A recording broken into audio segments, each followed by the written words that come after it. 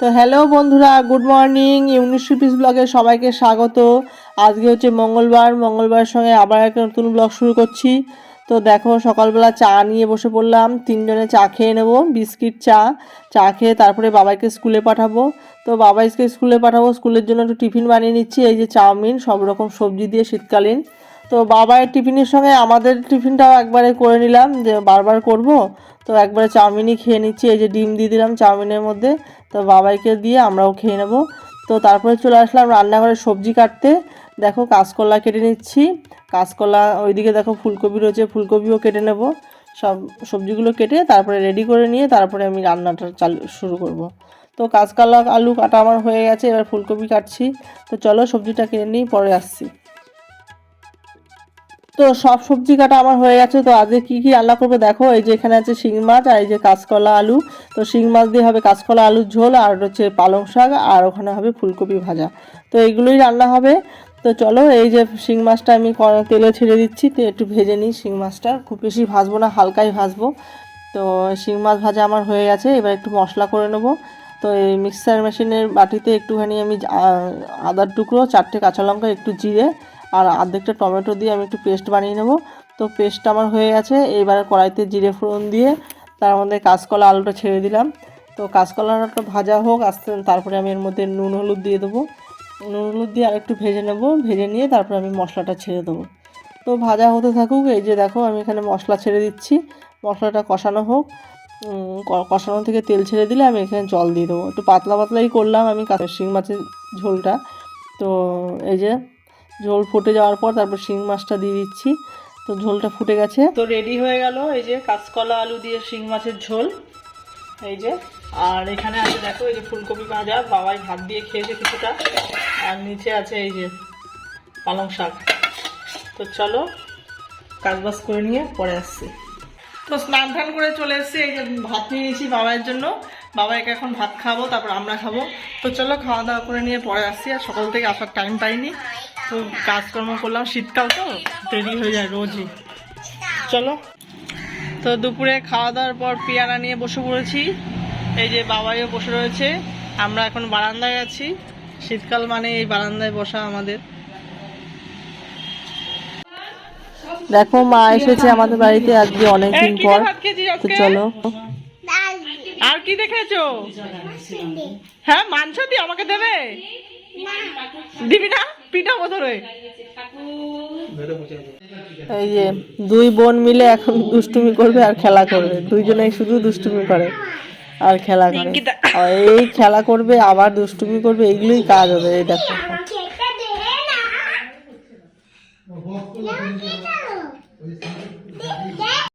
তো দেখো মা কি কি খাবার নিয়ে এসেছে ব্যাগে। এটা মিষ্টি, আরও দেখি এক এক করে এটার মধ্যে কি আছে দেখি। চলো প্যাকেটটা খুলে নিই। এটার মধ্যে মনে হয় আছে হচ্ছে বাদাম, আর এটাই আছে এই যে নিমকি। তো সন্ধেবেলা নিমকি দিয়ে চা খাওয়া হবে। আর কি আছে দেখি, এটার মধ্যে আছে চিকেন, বাড়িতে চিকেন রান্না হয়েছিল, সেটা মা নিয়ে এসেছে। আর এই প্যাকেটটা আছে, এটার মধ্যে ঘুগনি। আর কি আছে দেখি, আর এগুলো কি সবজি আছে, মূলো, তারপরে হচ্ছে ধনেপাতা, ক্যাপসিকাম। আর দেখো চা নিয়ে চলে এসেছি, আমরা একটু চা খেয়ে নেব সবাই মিলে। এই যে চা খাচ্ছি, ওই যে পুচকিটা ওখানে বিস্কিট খাচ্ছে। আর এই যে একটু নিমকিও নিয়েছি চায়ের সঙ্গে। আর এখানে দেখো ম্যানেজার বাবু মোমো নিয়ে এসেছে, তো আমরা এখন মোমো খাবো।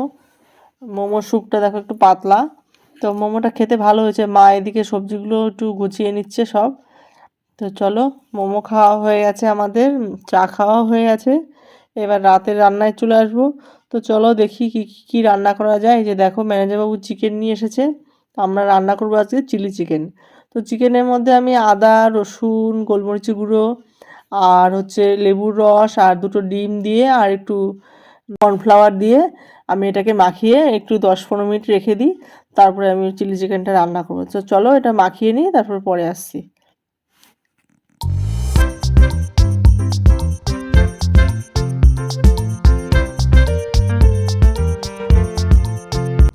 তো তো চিকেনটা মাখিয়ে রেখেছিলাম, 10 মিনিট পর আসলাম আমি তেল গরম করে, এবার এক এক করে চিকেনগুলো সব ভেজে নেব।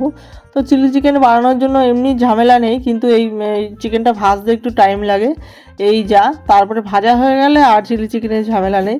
তো চিকেনগুলো সব আমার ভাজা হয়ে গেছে। এদিকে দেখো সবজিগুলো কেটে নিচ্ছি, ক্যাপসিকাম পেঁয়াজ সব কাটা হয়ে গেছে। টমেটো কেটে নিচ্ছি, একটা টমেটো দেড়খানা, দুটো টমেটো দেবো, বেশি টমেটো দেবো না, বেশি মিষ্টি হয়ে যায়। তো এই যে টমেটো কেটে নিচ্ছি, তারপর চলো চিকেনটা আমি রান্না করব। আচ্ছা, এই চিকেনগুলো যেভাবে আমি ভাজছি এটা কিন্তু পকোড়া হিসাবে খাওয়া যাবে, আমি সব কিছু দিয়েছি এর মধ্যে। তো এটা সস দিয়ে আর স্যালাড দিয়ে খাওয়া যাবে। আর এই যে দেখো চিকেন সব ভাজা হয়ে গেছে, এবার আমি কড়াইতে রসুন ফোড়ন দিয়ে তার মধ্যে পেঁয়াজ ক্যাপসিকাম টমেটো সব দিয়ে দিচ্ছি, দিয়ে এবার একটু ভেজে নেব। ভেজে নেওয়ার পর এর মধ্যে আমি একটু আদা বাটা আর একটু রসুন বাটা দিয়ে দেবো। তো আদা রসুন বাটা দেওয়ার পর আমি এর মধ্যে একটু লবণ দিয়ে দেবো পরিমাণ মতো, আর 1 চিমটি চিনি আর একটুখানি গোলমরিচ গুঁড়ো আর একটু লঙ্কার গুঁড়ো দিয়ে এটাকে আমি কষিয়ে নিচ্ছি। পুরোটা আমি সব কিছু দেখালাম না, আমি মুখে বলে দিলাম। তো তারপরে কষানোর পর তেল ছেড়ে দেওয়ার পর এর মধ্যে আমি সোয়া সস টমেটো সস আর চিলি সস পরিমাণ মতো দিয়ে কষিয়ে আমি জল দিয়ে দিলাম, তার মধ্যে একটু কর্নফ্লাওয়ারও আমি গুলিয়ে দিয়ে দিয়েছি। এবার চিকেনগুলো আমি ছেড়ে দিচ্ছি, ছেড়ে দেওয়ার পর একটু ফুটলেই তারপর আমি নামিয়ে নেব। তো আমি চিকেনটা একটু গ্রেভি করলাম, এটা ড্রাইও করা যায় আরও পাতলা করা যায়। তো চলো আমার চিলি চিকেন হয়ে গেছে, এবার আমি রাতের খাবার বেড়ে নিচ্ছি। তো এই যে দেখো চিলি চিকেন আর একটা মা চিকেন নিয়ে এসেছিলো বাড়ি থেকে, সেই চিকেন আর ঘুগনি আর হচ্ছে রুটি। তো খাবারগুলো চলো বেড়ে নিই। আর চলো আজকের ভিডিওটা এখানেই শেষ করে দিচ্ছি। যদি ভিডিওটা ভালো লেগে থাকে please like comment share and subscribe করে দেবে। আর দেখা হচ্ছে পরবর্তী কোনো ভিডিওতে। Good night. আর বাচ্চাদেরকে ভাত খাইয়েছি, ওদের জন্য ভাত করেছিলাম, তো ওরা ভাত দিয়ে চিকেন দিয়ে খেয়েছে। তো চলো আজকের ভিডিওটা এখানেই শেষ করছি।